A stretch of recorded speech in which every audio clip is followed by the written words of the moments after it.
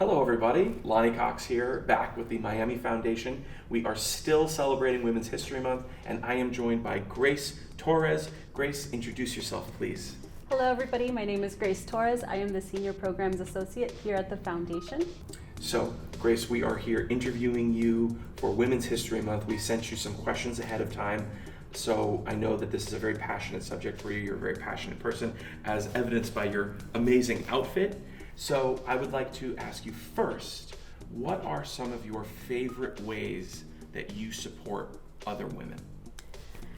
My favorite ways to support women include being a bridge and a networker for those in my life, women that are in need of help, looking for guidance in any way. I love tapping into the network of individuals that I know, professionals in different fields, and really helping them make connections between whatever they are either trying to solve or however they are trying to grow professionally in community with others.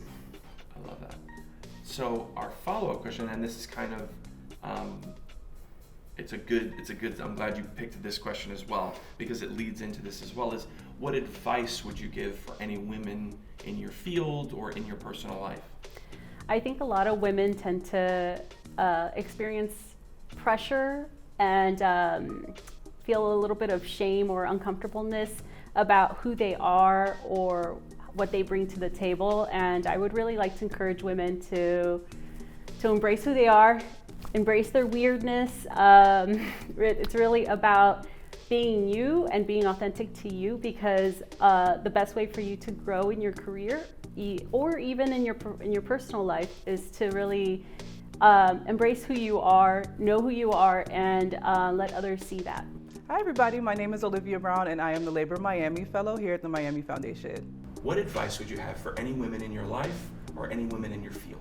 Right, so I think that a lot of times women, we can find ourselves in service to other people, and that's amazing, but the advice that I'd offer for women in my life and in my field is that they shouldn't lose themselves in service to other people. Don't become a passenger to your own life. Remain in the driver's seat. Allow yourself to be selfish, if you will, and you will thank yourself for that in the long run. So kind of take care of yourself first. Take care of yourself first.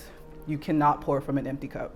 Kind of like in the airplane when you have to put the oxygen mask on yourself first. Absolutely. And then have your Absolutely. people with you. Hi, I'm Jessica. I work with the Miami Foundation as Director of Communications, and I'm originally from France. So, Jessica, in your own words, what does it mean to be a woman in 2022? So, being a woman in 2022, I feel has a lot of responsibility, because a lot has been done, a lot remains to be done, and I feel that women of our generation, my generation, are kind of a bridge where we need to explain to future generations, in my case my children, I have 2 daughters, everything that has been done for them to have all the rights that they have and the access to education and work and so many things that was not a given many years ago and still not is in some parts of the world.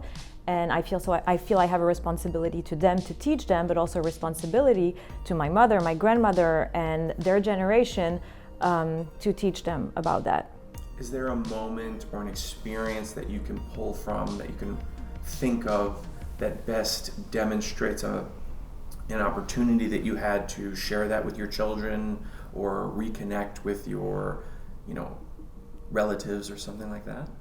So there's been a moment that I think a lot of parents are confronted to when one of my daughter didn't want to go to school and was complaining about going to school, and I just had to explain to her, you need to understand that it's a privilege, that in some countries little girls are not allowed to go to school, that decades ago little girls were not allowed to get an education. So I don't want you to see it as a burden or a weight or something that is not fun. It's a privilege. You have access to education, and you need to understand how important this is and how this will help you in your life. So she's very young, it's hard for her to understand that message, but this is, I think, the moment when I realized this responsibility that I was talking about. That's an incredible perspective. I haven't heard that one before, but Oh, it's really? very good. That's a very important, powerful message, because it's true, not everybody has access to education, and we do take things for granted sometimes. We do.